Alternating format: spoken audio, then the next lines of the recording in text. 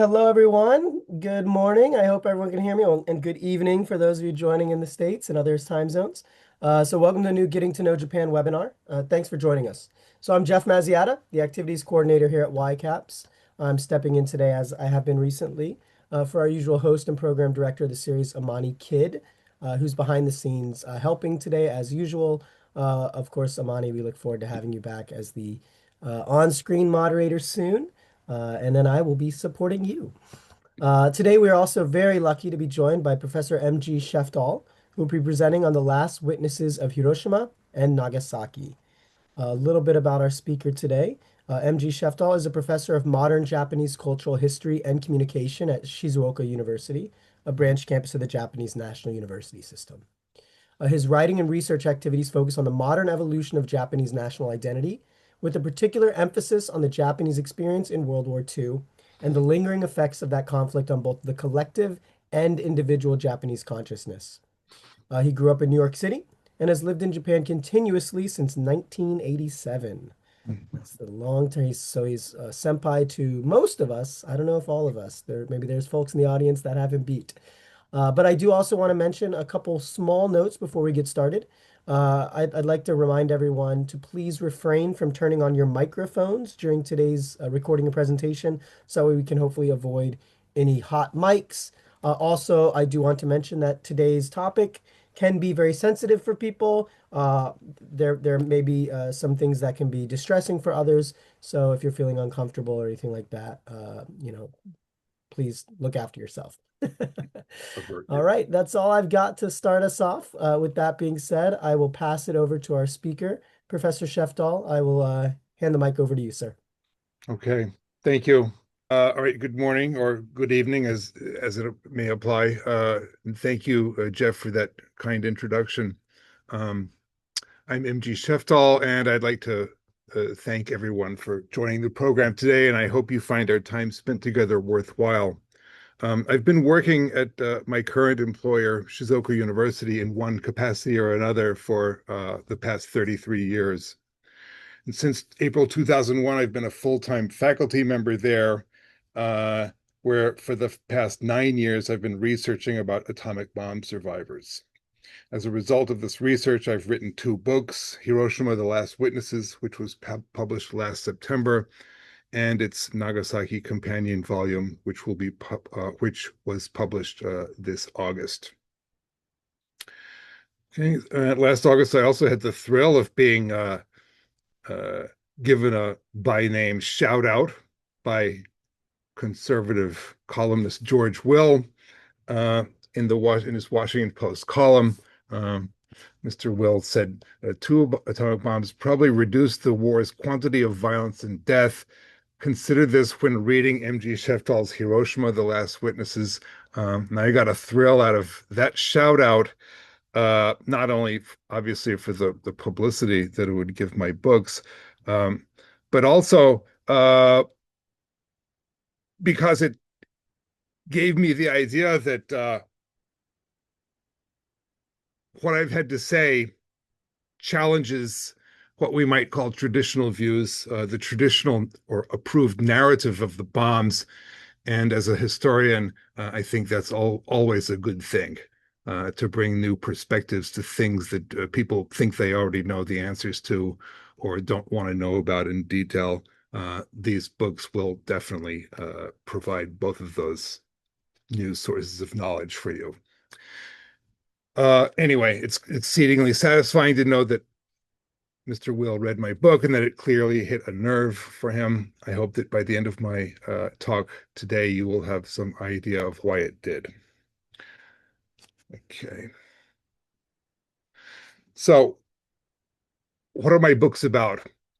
The 2 volumes of what my publisher calls the Embers series are deep dive explorations of how the lives of a core cast of central characters, different characters in each book, obviously, were changed by their experience of the bombings, with these stories supported by detailed explanations of relevant cultural and historical background context for the benefit of readers who may be less familiar with such aspects of the Japanese experience. This is why both of them are nearly 500 pages long. Okay, so without further ado, let's go back to the morning of August 6th, 1945, in Hiroshima, Japan, a middling-sized regional city in the western part of the island of Honshu, which is, of course, the main island of the Japanese archipelago.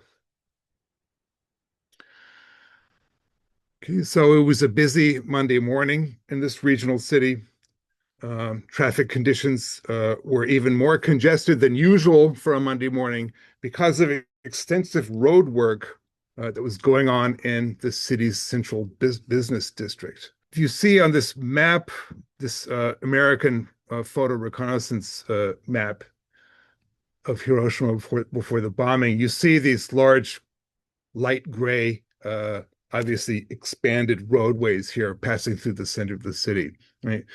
These were fire breaks, which were being constructed in the city in anticipation of a conventional American incendiary raid of the type that had, by that point, leveled 75% of Japan's urban infrastructure to the ground in a matter of 6 months, right? So Hiroshima had yet to be hit by one of these, but the local authorities, especially the local military authorities, anticipated that it was only a matter of time, and they were in a hurry to clear away the largely wooden construction of the city's infrastructure around key civilian and military administrative facilities in an attempt to try to protect these against the conflagrations, the sweeping fires, perhaps even the firestorm that might result from an incendiary raid. So, to expedite this work on this Monday morning, there were 20,000 civilian volunteers, right, clearing rubble from the houses that had been pulled down to clear the fireworks.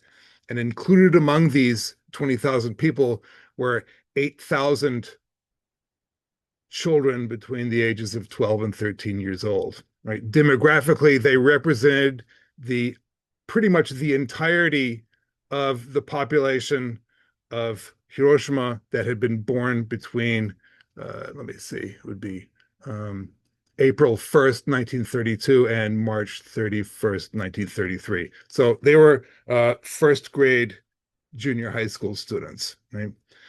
So a little backstory on that.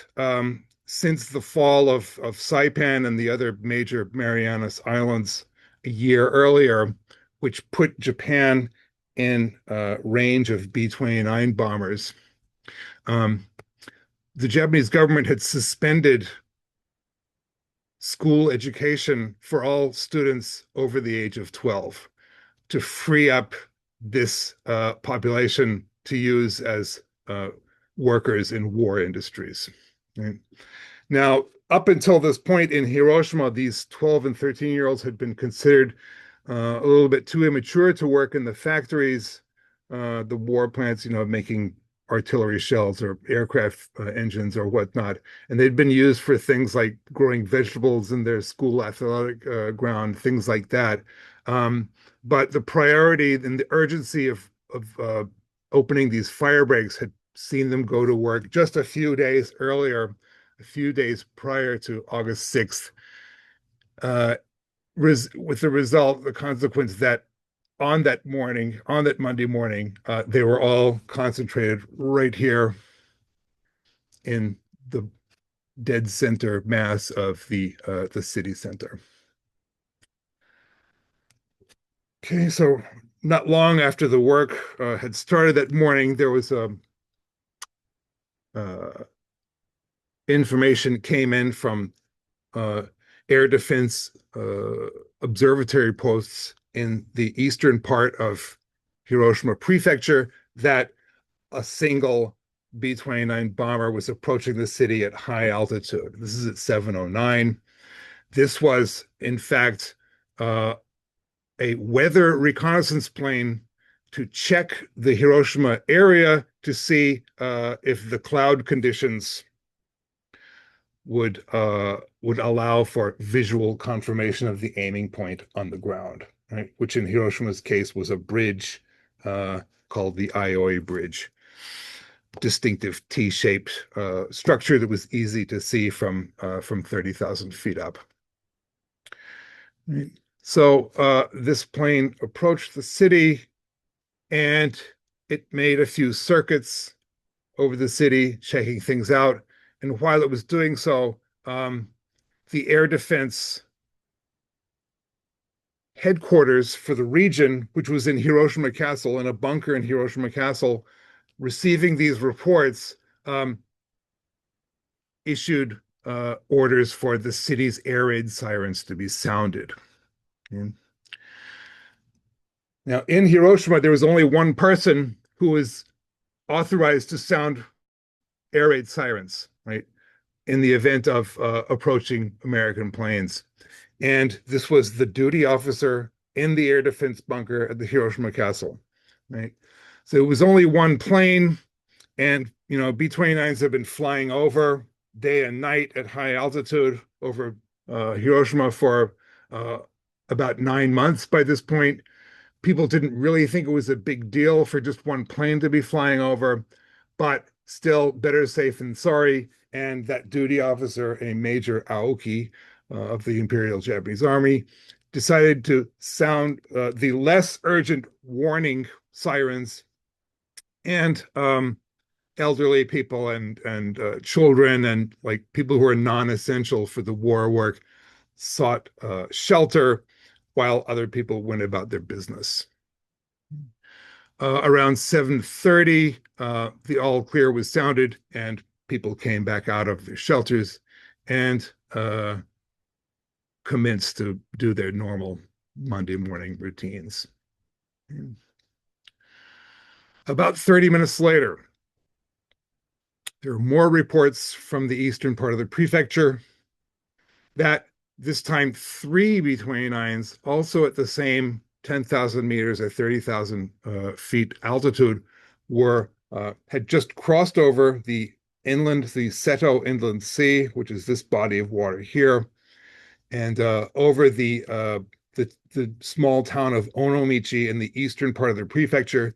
They'd crossed into Honshu airspace and were now turning to a westerly position, flying left, and again heading straight for Hiroshima City. So once again, the phone calls start coming in from the various air defense observation posts. 3 planes headed your way, heads up, and the junior high school or high school girls who are on duty manning the phones in the air defense bunker got these reports. But critically and fatefully, the only person who was authorized to order the sirens in the city to be sounded, Major Aoki, was at that moment having a conference with other officers in a nearby building. He was not there to issue the sirens. The sirens in the city did not sound. All the people on the street, including the fire breaks workers and those 8,000 junior high school kids, had no idea what was approaching, and they just went about their business as usual. Okay, at 8:14, maintaining that 10,000 meter, 30,000 foot altitude, one of the planes, which history knows as the Enola Gay, dropped a long gray metallic object from its bomb bay, right? Simultaneously, the Enola Gay's wingman, the great artiste, dropped 3 parachute deployed atmospheric blast measurement devices. And after these items had been dropped, both planes went into screaming, full-powered U-turns in opposite directions so they wouldn't crash into each other. And they sped away from the area as quickly as possible, obviously to put as much distance as possible between themselves and what was going to happen. 45 seconds later when the bomb reached its detonation altitude of 600 meters, or roughly 1,800 feet. At 8:15 and a few seconds, right, this bomb exploded only 200 meters, 200 yards away from its designated aiming point, the Iowa Bridge. And within seconds, an area of about 1 mile or 1.5 kilometers in radius was completely destroyed. And within 24 hours of this detonation, only 1% of the human beings who had been inside of this space, inside of this region, this zone of total destruction, were still alive. And 24 hours later. Okay, 3 days later, um, on August 9th, 1945, a second and more powerful device was supposed to be dropped on a city in at the northeastern tip of Kyushu known as Kokura. Now, Kokura was an important military arsenal and a marshaling point for military forces and equipment that were being hurriedly shipped down into Kyushu in anticipation of the Allies making their first landings there. That was expected to be sometime around autumn of 1945. And as it turned out, that's exactly what the Allied schedule was. There was a tunnel here, the Moji Tunnel, that's still in use today, that connects Honshu and Kokura. And so this was a very strategically located and very important target. So that was actually the intended target of the August 9th Fat Man, so-called Fat Man bomb.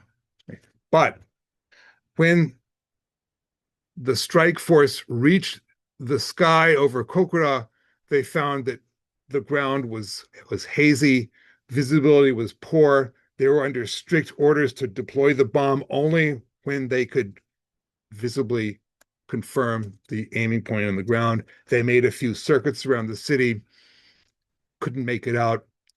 Kokura was spared, and Nagasaki's fate was sealed. Okay, starting to run low on fuel. The strike force made a beeline directly across northern Kyushu and then entered their bomb run on Nagasaki. Okay, arriving near the intended drop point around 11:01 a.m. Now, very few people know this, but the original the designated drop point for the secondary target of that day's mission, i.e. Nagasaki, was here in the center of the city, the most densely populated part of the city, which Army Air Force planners referred to as incendiary zone number 1. And if the bomb had exploded here as intended, the human casualties at Nagasaki would have almost definitely exceeded that of Hiroshima. And the way that we remember the bombs now, 80 years later, would be quite different, right? But again, the fates intervened. The area was clouded over. And at the last second, right before they almost had the mission commander was about to make the decision to scrub the mission. They were going to ditch the bomb in the ocean somewhere and fly onto Okinawa. Right, seconds away from that decision, the bombardier claimed that he could see something on the ground. They dropped the bomb, and it exploded here. in the northern suburb of industrial suburb of Urakami, which is, as you can see here, is on the other side of uh, a mountain, right, known as Kompirazan, which effectively protected the densely populated downtown area from the direct rays and radiation and thermal rays and blast force of the explosion. But ironically, it contained all of those forces within this area, completely obliterating it. Another irony of history, right? The commander of this strike force was an Irish Catholic from Boston named Major Charles Sweeney, and the bomb that his plane dropped fell directly on top of the largest Catholic community in Japan. Right? Originally 20,000 members, 24 hours later, only half of them were still alive. Okay, so again, similar to Hiroshima, an area of about, so again, here's the ground zero here, the X, that's a 1.5 kilometer radius, approximately 1 mile. This orange, pale orange area was completely wiped out. And again, about 1% or so of the people who lived there were still alive 24 hours later. So, big question, and I'll give everyone a trigger warning here. There are going to be a couple of pretty heavy slides coming up, some very, very disturbing visuals. So if you have problems with this, maybe you should avert your eyes. You can just listen to what I'm saying. You don't have to look at this if you don't want to, and then I'll tell you when it's safe to look again. Okay, so what does all of this do to a human body, right? Um, I think many Americans, particularly Americans like me who remember the Cold War, who were raised in the during the Cold War, the confrontation, geostrategic confrontation between the Soviet Union and the United States, uh, with where the stability of the world was resting on something called mutually assured destruction, which was the idea that in the event of anyone launching a nuclear missile against the other side would retaliate, and human civilization would be wiped out in a matter of days, if not hours. Now, in that historical context, as a child, I remember quite clearly seeing on TV or hearing from teachers, whenever the subject of nuclear weapons came up, I remember them saying that what happens to human beings exposed to these, targeted by these weapons, is that they're vaporized, right? Vaporized. If you think of all like, the semantics of that word, it implies, at least it always implied to me, an instantaneous transformation of something from a state of existence to a state of non-existence, right? 1 minute there, 1 second there, 1 millisecond there, the next millisecond gone in a poof of smoke, right? And the adults in my environment told me and my peers, my classmates, our television audiences, that if and when the war with the Soviet Union came, and especially if you lived in a big city like I did, like New York, yeah, too bad you wouldn't exist anymore after that happened, but you didn't have to worry about suffering because you'd be vaporized. And they would offer as proof, right, 140,000 people in Hiroshima, 75,000 people in Nagasaki were vaporized when we dropped those weapons on their cities, and those cities likewise also disappeared instantaneously, right? Like magic, like someone had waved, Harry Potter had waved a wand or something, and they disappeared, right? Now, when I started this research 9 years ago, I was very quickly disavowed of this once coldly comforting idea of the vaporization uh, when I spoke to a Nagasaki survivor, a medical doctor um, named Tominaga Masao, whom some of our audience members may know. And he told me that, you Americans use this word vaporized inappropriately, right? People were not vaporized in those cities. Uh, there was no one who took less than about 2 seconds to die, right? And most of the victims took much longer to die, right? But anyway, let's look here briefly at what happened to the people who were like inside of those orange circles that I designated on the maps earlier in those zones of total destruction, right?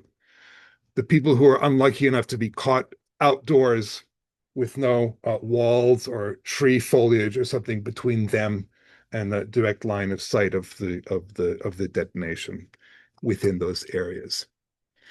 All right. So at the moment of detonation, two vectors of immediate destruction are released by the bombs, and they're traveling at two different speeds. This is a key point to understand why the vaporization thing is a myth. Right? Now, the first of these vectors is moving at light speed, and this is an expression of the release of electromagnetic energy from the detonation, right? And this electromagnetic radiation is expressed as gamma and X-rays, right? Ultraviolet light, right, which can burn, visible light, which can blind, and thermal radiation, which can also burn on a different wavelength of radiation. And the second immediate or nearly immediate vector of destruction is blast force, which is created by the superheated ball of air that forms around this nuclear critical reaction and expands out very rapidly, but not at light speed. Okay? At the speed of sound or a little over the speed of sound, so roughly, let's say 4 football fields a second, right? Whereas the light speed destruction is traveling at a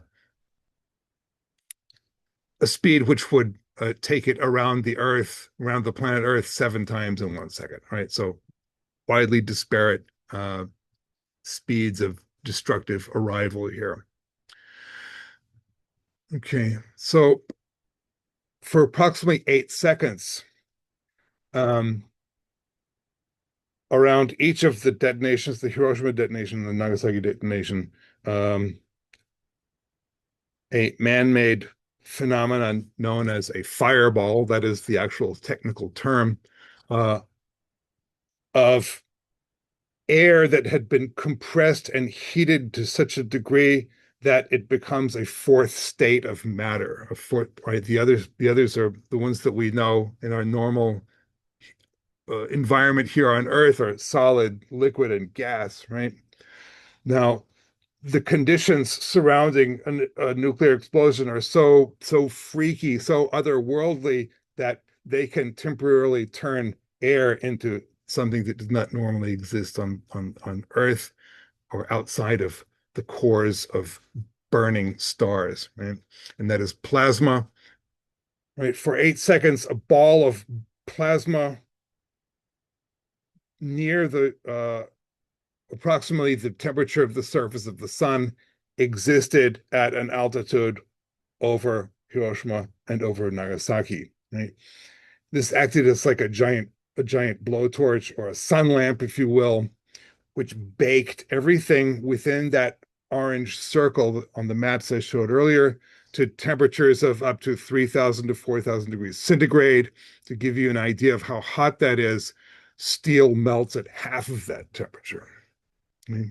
So imagine being outside and then suddenly you're being hit by this temperature, and no, you don't get vaporized, but you have to endure it, right? For however many seconds it takes for the blast wave to catch up with that light speed destruction, and put you out of your misery.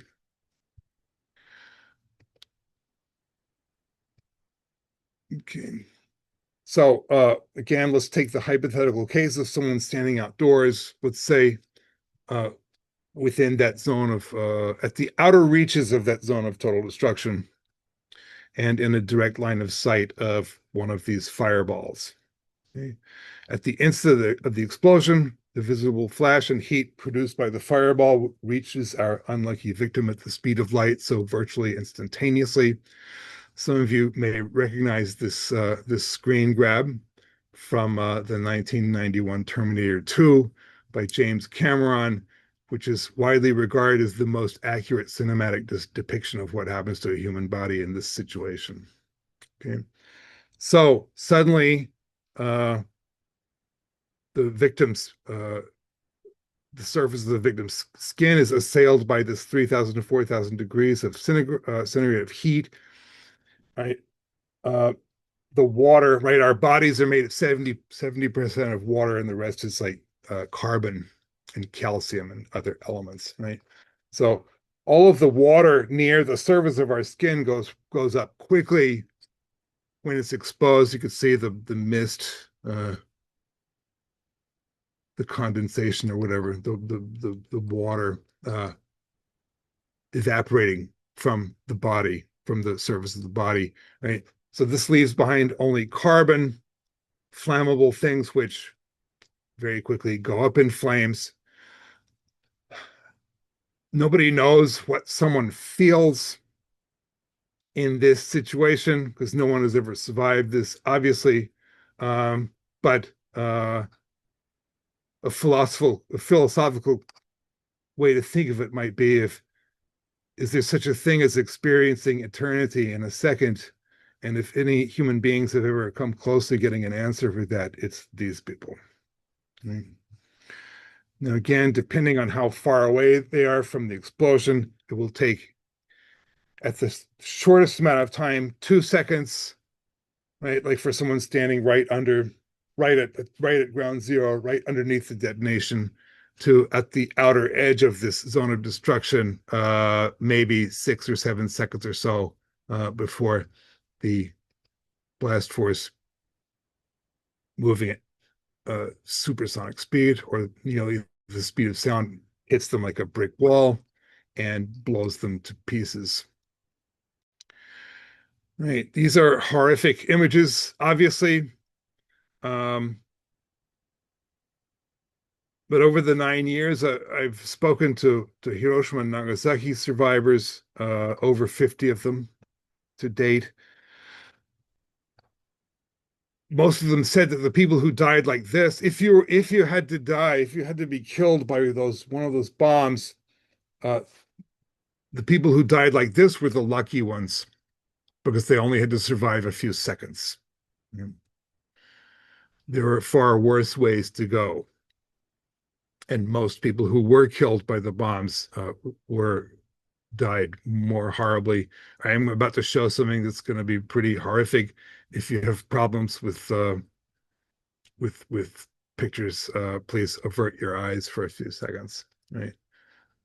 So here you can see people who would have been maybe a little bit beyond that zone of total destruction, but we're still outside, and we're exposed to maybe not 3,000 to 4,000 degrees, but enough uh, to burn them like this, right? Like human skin will blister at the temperature of boiling water, which is only what, 100 degrees centigrade, right? So it's not too difficult to imagine, and you don't have to imagine what a higher temperature does because we have the photographic evidence right here. Okay, slightly less scary pictures coming up, so you can look safely again. Um, the great majority of people in the two cities were killed, not like that the Sarah Connor nightmare person in Segas. They died in the fires that swept the area, right? or they died like these people in the pictures I just showed you, who were burned enough for this to fatally compromise their body in some way, and they took hours or days to die. Right? The majority again died in the burning rubble of the city. I would say over half of the people who were killed by these bombs were killed like this. Right? So, like if Hiroshima or Nagasaki had been hit by a massive incendiary raid that burned the city as thoroughly as the atomic bombs did, you probably would have had casualty rates in those cities that would be maybe half uh, at the upper limit, half of the number of people who ended up being killed by the bombs. But there was a third and slower, but according to everyone I've ever talked to about it, even more terrible vector of destruction that is not encountered in a conventional explosion situation. And here, what we're talking about, obviously, is radiation.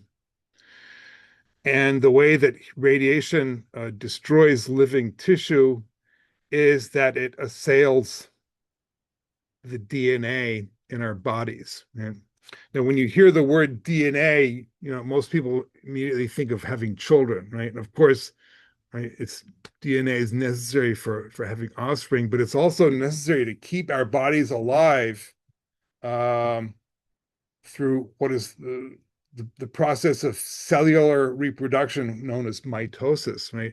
So you probably know that, sorry, the cells in our bodies also undergo like a death and rebirth process at different rates, according to different schedules, according to which part of the body we're talking about.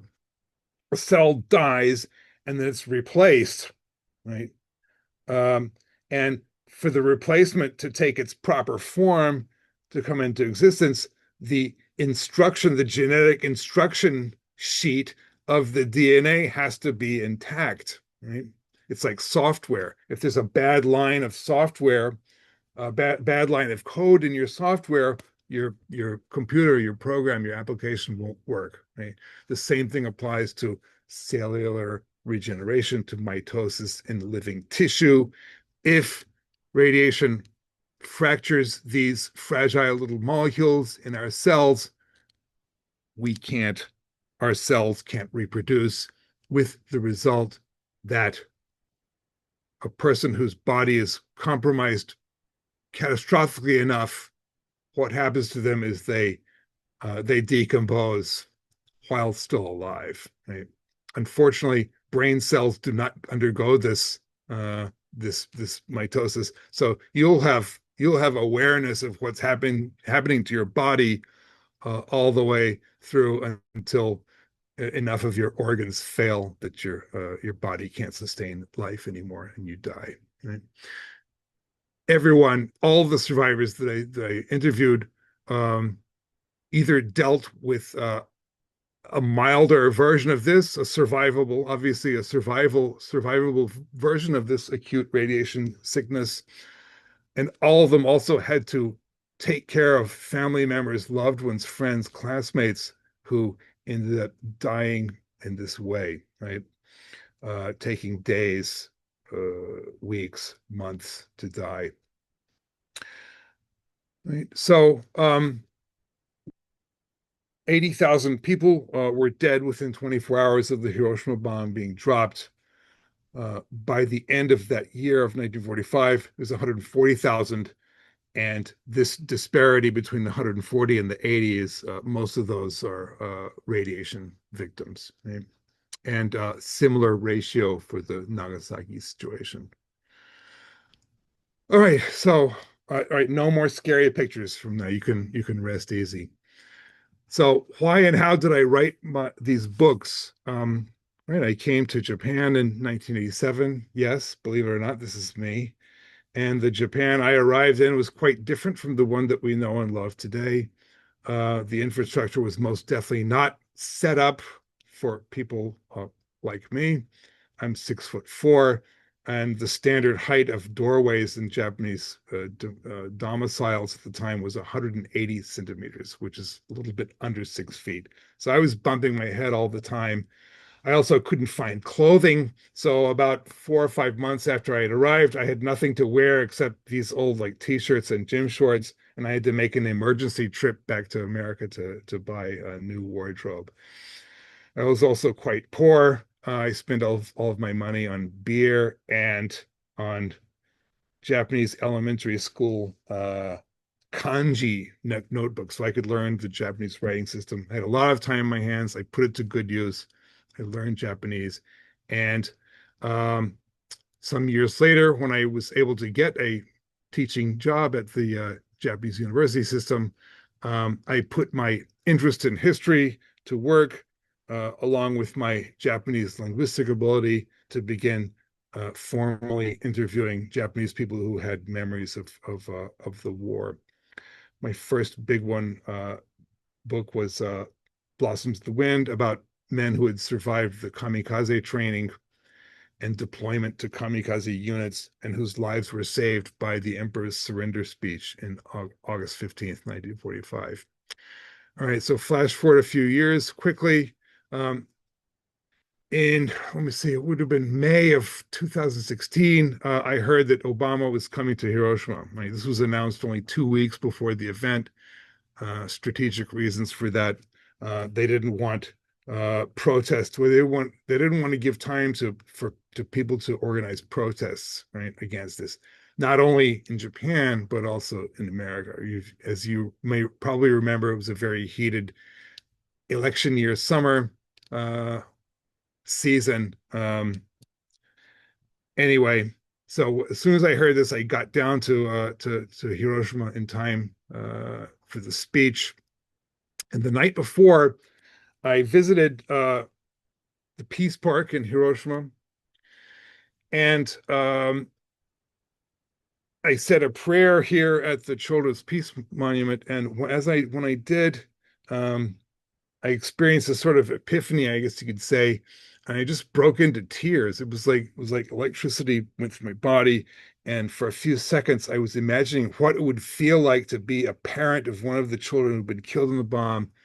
What were they feeling when they attended this unveiling ceremony in 1958?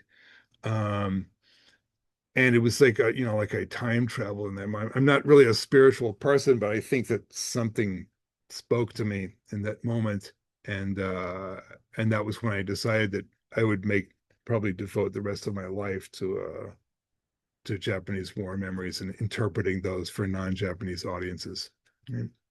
So as soon as I got back to Hamamatsu, to my home base, I got on Google, I looked up hibakusha, and I started reading everything I could get my hands on about the bombings. Um, After I felt I had enough uh, sort of background or base knowledge under my belt, I was incredibly fortunate to find a blog written by a Hiroshima survivor named Seki Chieko, who is the author of this book that she wrote 40 years ago and is still in print today, 40 years later. Now, if you look at her birth date, right, 1932, right, she was in Hiroshima in 1945, right, 13 years old. Should she have been alive in 2016? No. She was supposed to be on those fire breaks work sites on the morning of August 6th, but she just happened to come down with a bad case of diarrhea that morning. It was something that was going around a lot in wartime Japan at that time. And her mother ordered her to stay home, ended up saving her life, but all of her junior high school classmates and their teachers ended up being killed. And she spent, first of all, like as soon as she could, she got out of Hiroshima and as far away as she could. She went to Tokyo for university. She stayed there. She became a successful journalist. And for 40 years, she tried to everything she could do to forget about what she had seen in Hiroshima and the fate that she had escaped. But I guess she had something of a midlife crisis, you could say, in her early 50s. She decided to take a year off, She went back to Hiroshima, and she tracked down the family members of every one of her classmates that had been killed, interviewed them, and wrote this incredible book, which I hope we'll see English translation someday. All right, so I contacted her. Luckily, she had a blog and provided an email address. I wrote her. I said, I want to come up and talk to you. She said, sure, come on up. She really ended up interviewing me more than vice versa. And apparently, I passed the audition because, in short order, she introduced me to a group called Nihon Hidankyo. Some of you may recognize this name as the people who won the Nobel Peace Prize last November. So very fortuitous. At that time, they weren't that famous yet, and they had time for some, weirdo gaijin from Shizuoka to come up there and chew their ear off for a few hours.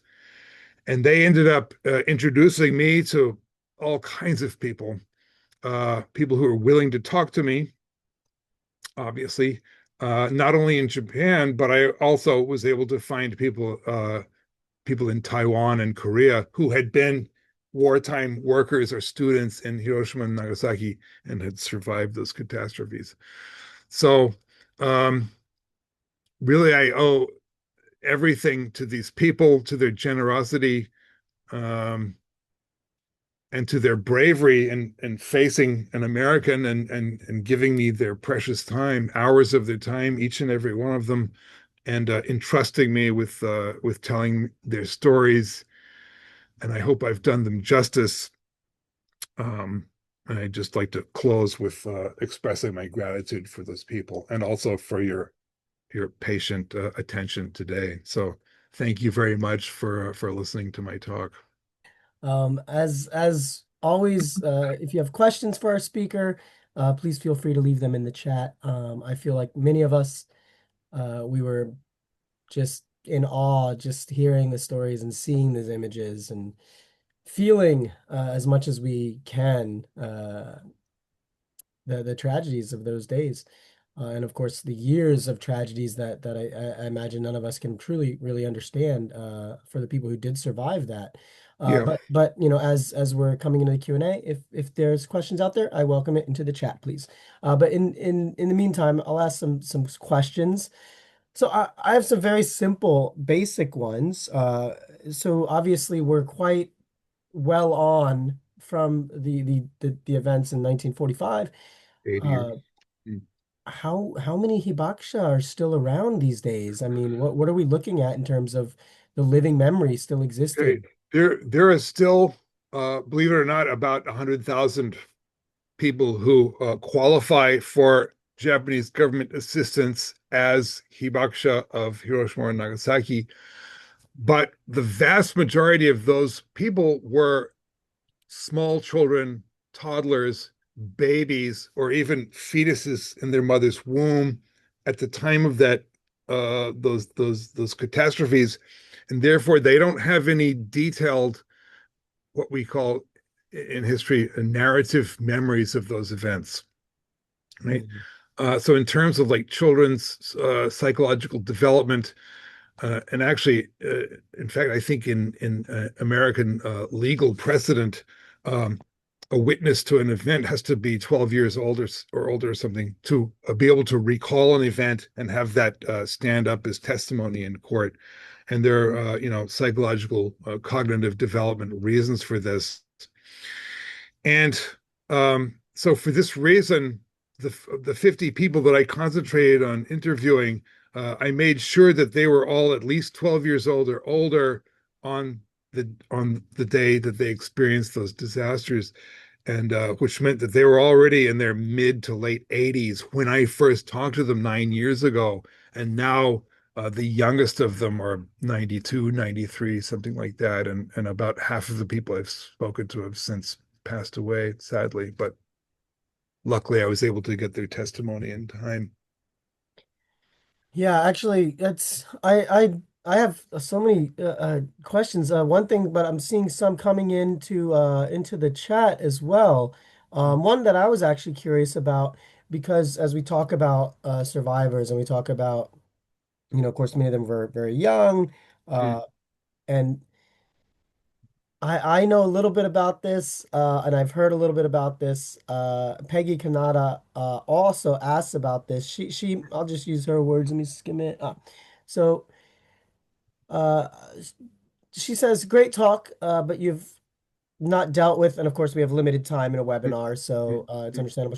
But she was curious about the prejudice that followed even now for those that were Oh affected by yes, radiation and the it's silence huge. doctors, Japanese who've Yep. been, in her eyes, cowed by the American government military. But I also know of there was also a lot of social pressure within Yes, Japanese society as well, prejudice. Yeah, outside of a military influence. right. Could you talk a little bit about that? Because I think it's Right. important for us to Yeah, realize these things go right. beyond those initial days and months Sure. of the Yeah. bombing, and it's a effect that lasts for a lifetime for those Right. people involved. Yes. So the suffering obviously was not only medical, but it was also psychological and also social.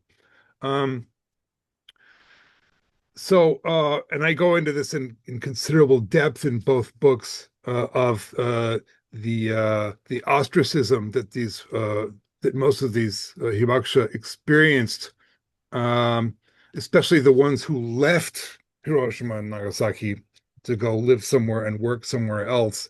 Um, Part of the reason for this ostracism was, I think, because of during the 7 years of occupation, of Allied occupation, um, mention of the bombings and of what had happened to human beings there was very strictly censored. Um, and in this sort of this vacuum of understanding of what had actually happened in those places, various like uh, rumors, right, and conspiracy theories rushed in to fill this vacuum of curiosity. People in Japan wanted to know what happened in Hiroshima, what happened in Nagasaki. They weren't getting a full explanation from the mainstream media. So, uh, right, people started rumors and things, and some of these rumors held that the people who had survived uh, the bombings, the hibakusha, were something akin to lepers, right? And that they were contagious, and that if you worked with them, you would catch whatever they had. Also, and of course, so people didn't want them. They didn't want to be working with them. They didn't want to be living in the same apartment building with them, and they certainly didn't want their sons and their daughters to get married to them, right?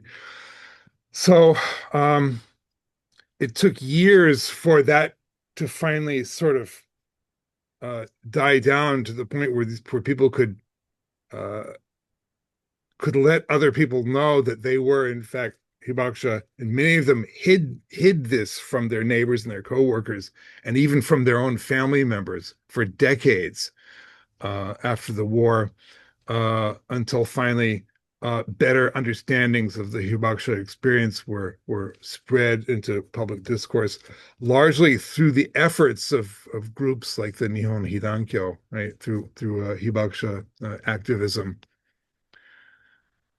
Does that Very good. answer? Very Okay. interesting. I'm curious. You spoke about the psychological effects. Also, I was curious. There's always this survivor's guilt kind of thing, and I know, Sure. like Yeah. myself, I was Rocco. in the war in Iraq, and I deployed in '03, and then I remember getting out, and then my old unit then redeployed, and I was Got killed. almost not deploying the second time while my buddies were deployed bothered me more so than being deployed myself, because I remembered the impact of the deployment, and all I could think about is, oh, I hope my buddies don't have it harder. But it's when thinking of survivor's guilt in the context of these atomic bomb survivors, I Mm, can imagine they might have been as well, which is crazy to think of having guilt absolutely. when you were a victim of Yeah. something in a sense. Yeah. Did you notice a lot of Oh, survivor's guilt? How did everyone, they every navigate that? Yeah, every single one of them had survivor's guilt, right? Because all of them had family members, loved ones, friends, classmates who were killed. And it just came down to like fate, like I was standing in behind a concrete wall. My friend was standing out in the athletic field, right, uh 2 meters away. That was the difference between life and death. if I'd gone to fetch the ball instead of him, vice versa, I would be the one to be killed, right? So every hibakusha has stories like that, a story of how fate saved them, but also saddled them with this incredible survivor's guilt that they've had to deal with Mhm. all of their lives. And I found that people, the more religious a person was, the more difficulty they had in the at least in the initial period, uh, trying to figure out why, in so many words, why did God allow this to happen, right? And this is especially a huge issue in Nagasaki, which again had the largest Catholic uh, community in Japan. Various theological solutions were eventually developed to overcome this crisis of faith. None of them perfect though. So yeah, no one escaped unscathed, obviously, and of course they witnessed traumatic things. And they had nightmares for most of their lives, and almost everyone that I spoke to also had dealt with cancer and many times repeated bouts of cancer, especially in the gastrointestinal tract from the intake of food and water that had been exposed, and also leukemia because the bone marrow, the marrow in their bones, which is where blood cells are produced in the body, was impacted by the radiation. So never again, right? Let me give that as the final answer to that. Never again. Human beings can never look at these devices as possible solutions to seemingly intractable problems. The only thing I can think of where we might use them again is to like deflect an asteroid or something like deep impact or Armageddon, right? Those should be under the control of the United Nations or something, a small arsenal of asteroid deflecting nukes. All of the rest of them should be Yeah. trashed. They're I horrible, think horrible. that's a key takeaway. It's really interesting because that's why I think that's this type of work that you do, the recording these stories, interviewing these survivors, looking at this on a personal human level, is so important because the further we get away from these Forget. things, the Yeah, easier it is. It's almost human nature for us to disassociate with them, for us to look at them more broadly. You know, right, with time, our memory fades and we don't remember the de fine details. We just remember broad strokes. And if all you remember are broad strokes, then your thoughts and the narrative of that can be shifted to something where it's like, oh yeah, it was tough, but it ended the war, so it was worth right. it. So maybe And we can use it if again, that's the right? Maybe we can use if we start losing a war, we can toss one of exactly, and those over then and make them yeah, back off and surrender. And it's not yeah. going to happen like that next time. Yeah, Yeah. and while nothing in war is beautiful Mm. and nice, Certainly. Mm. from my personal experience, I can say that there are levels to things, and there are innocent casualties and ways to avoid them, and certain things that we have weapons at our disposal, there is zero ability to control them once we Um, release them. yeah. And something like an atomic bomb is about as extreme as it gets, whereas there is no need for these type of things. But I don't think we need to get dwell too much on that. Speaking of your research and putting your book together, excuse me if I pronounce for my pronunciation for some of our names of question askers. Hun Tran Hui had a question. I'm assuming they're from Vietnam, and I think their question is quite interesting with that context. So they asked, did you have any difficulty in accessing and interviewing witnesses and victims, being an American, obviously? Yeah. And why do you think they were willing to share their painful stories instead of Hmm. hiding them and forgetting them? Excellent. Excellent question. Yeah. All right. So right off the bat, I think I should say that keep in mind when you're reading my research, reading my books, that the people who I interviewed are people who agreed to be interviewed by an American, right? And I would not say that they are representative of the entirety of the hibakusha experience. In fact, I would put them in a minority. Most hibakusha would not be willing to talk to an interviewer for hours over a span of years. talk about these experiences, and certainly not with someone from the country that made them experience these horrible things. Um, so the people that spoke to me are a specific type of hibakusha, which we can put them in the category of people who are willing to talk to an American for hours about the experience. Right? Maybe this might be like 10 or 20% of hibakusha might fall into that category. The rest, it would be too traumatic to talk, maybe not only to me, but even to their own family members about these things, right? So it takes a special kind of person who's willing to participate, to cooperate in research like mine. So it wasn't everybody. In fact, I had some people cancel on me at the last minute because they started getting panic attacks about it. So, and I was like, totally understand that. Thank you for considering me. And, you know, Yeah, I can imagine. So we're see we're only seeing a partial view of thoughts on this, right? Because again, right. like you said, there's going to be folks that Hate I us. would imagine we saw. It's probably a more positive person that would have been willing to Yeah. interview. There's probably other people that are so deeply affected that they can't even Yeah. comprehend the concept of doing so. Well, Yes. a lot of Hibakusha have committed suicide over the years because they can't, they're so traumatized. They're so Yeah. psychologically, yeah, I can imagine. traumatized So by this. that actually, I was gonna maybe save it to a last question, but we if there's more, but we'll see if we have time anyway. But it brings me to one thing that I wanted to ask. Speaking of that, do you feel that Japan has been able to support and help the survivors enough? What were there? Have they not? What can we learn from successes and failures in that in terms Mhm. of Right. how that community? Obviously, we touched on Mhm. the societal pushback Right. against, yeah, what are your thoughts on that? Okay. My personal view is that the government has been quite generous in their support of these people, of the Hibakusha. Of course, if you speak to the Hibakusha themselves, most of them will say that there's still room for improvement. They could still get some more benefits. Um, but one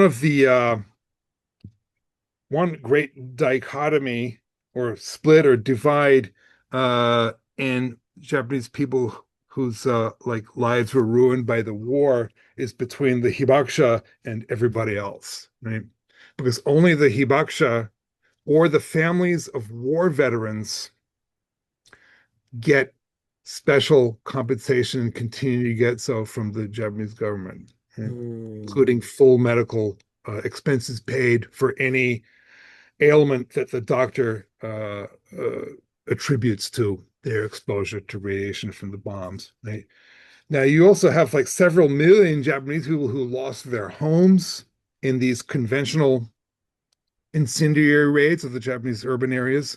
3 million or something like that, dehoused people. Um, and they lost their homes, they lost their possessions, they lost their livelihoods, their businesses, their jobs. And over the years, many times, these associations or organizations of people who had survived the conventional air raids have approached the government and sued them in court and said, "Well, where's our compensation?" Right?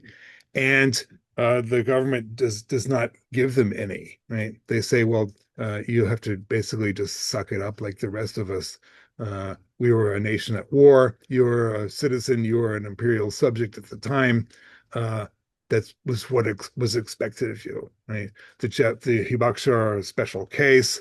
They have to live with the physical consequences of their experiences for the rest of their lives. Um, so they should get compensation, but sorry, not you. And numerous every time they go to the courts, the conventional air raid victims get turned down for compensation. And now, 80 years after the war, it won't. That challenge to the government will be disappearing very soon. I think the government's probably just kind of waiting them out. Mm. yeah. Yeah. Do you feel obviously we still have people that it is living memory, or at least, even if they were under the age of 12 or 13, maybe it's actually not real memory, but it's We, within, we call it these. flashbulb memory, right? Okay. Okay. So, All of us have these from our early childhood, but it's not like a narrative. It's not a story. It's like a you sit yes, back one and of you mine, my strong formative ones was, I think I was six birthday years old and party I was for using the Christmas. bathroom for the first time. My mom kicked the door in with a video camera, and I'm uncomfortable amongst Oh, cats right. ever since. Right. You're from the video generation. Yeah. In my days, it would have been a Polaroid, Kachak and the. Right. Still don't know Anyway, where she got a video camera from, huh? Anywho, just trying to lighten it up a little bit. Um, but but with that being said, obviously we don't want to forget, obviously, we never want to forget from this, but I do feel like maybe perhaps, as you said, there might be some camps in Japan, maybe the US side, definitely.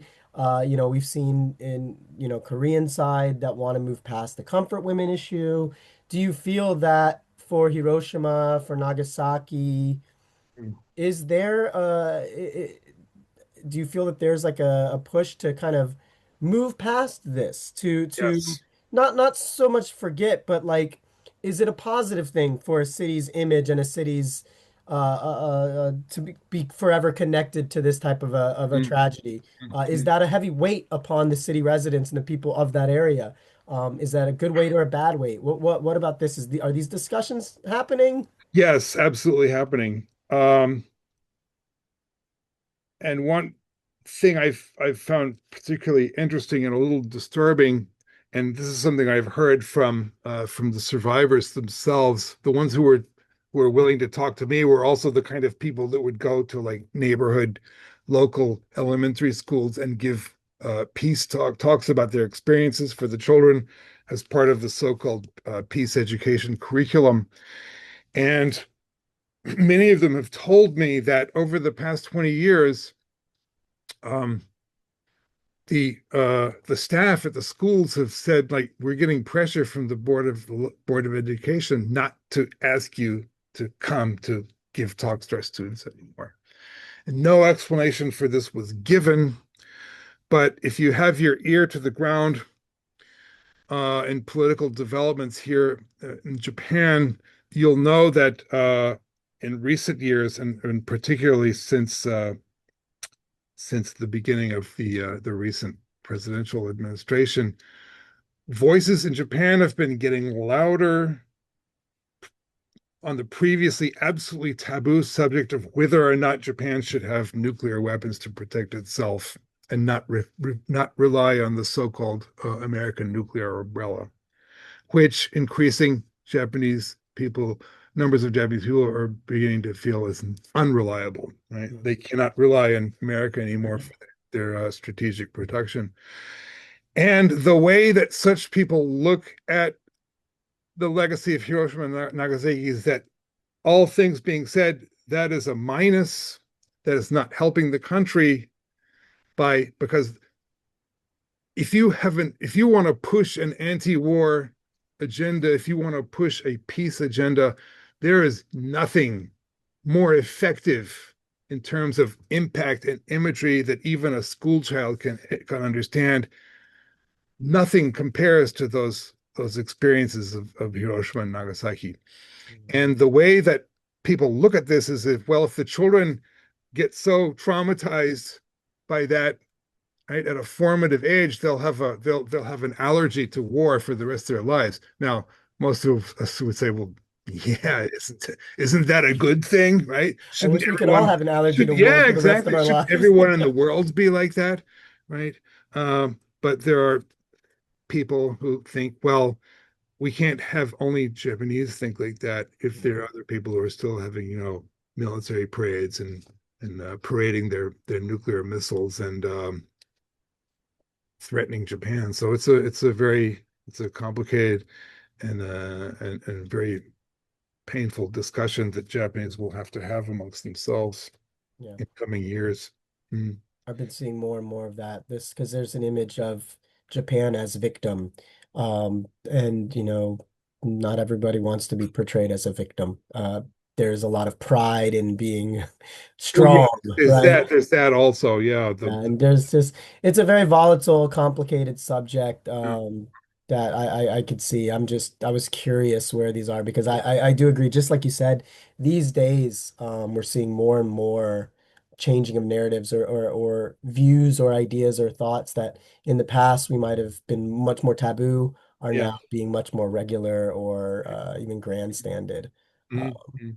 which is Yeah, dangerous, which is also the value of this book, the value of this talk, the value of the experiences of the hibakusha, where we can learn from it, not just for Japanese people, but for people around the world, for Americans particularly. sure. Uh, Yeah. I think it's very important for us to continue to learn from these stories. So that being said, uh, I have linked the books in the chat as well. If Amani, I could link them one more time in case so people can find them easily. If anyone was inspired by today's discussion to learn more about this topic, to have a deeper understanding and to see these stories uh, in depth, the Mhm. books are available. Amazon.com, Amazon.jp. I'm sure there's other retailers out there. I definitely urge you to take a look at them. You know, and see what you think about these stories when you get them from the horse's mouth, so to speak, right? These primary sources are valuable, and we're not always going to have them Yeah. available to us. So while we have them, I think it's important that we utilize them. That being said, thank you so much for your research. I know it's very Yeah. difficult to compact like 10 years of, of research and writing into a 40-minute presentation and a little I 20 minutes of tried. Yeah. Q&A. But we very, very much appreciate it. We were able to learn a lot from your expertise. That being said, that will end our Q&A. Is wonderful, wonderful talk. Thank you so much. I learned a lot. I wish we could have gone for another hour to get even more detail, but obviously we are limited. So Professor Sheftall, thank you so much for offering your time this morning. Thank you to Mhm. everyone in the audience for joining us. I know it also takes time out of your day. So thanks for joining the discussion. It was very valuable to me and to the audience. Thanks We for will having me. also put this up on YouTube so it can be come back to later in the future. All right, guys, have a beautiful day. Um, yeah, bye. Thank you. Goodbye. FadTech's IT support and mobile internet service helps make events like this one possible. Thank you.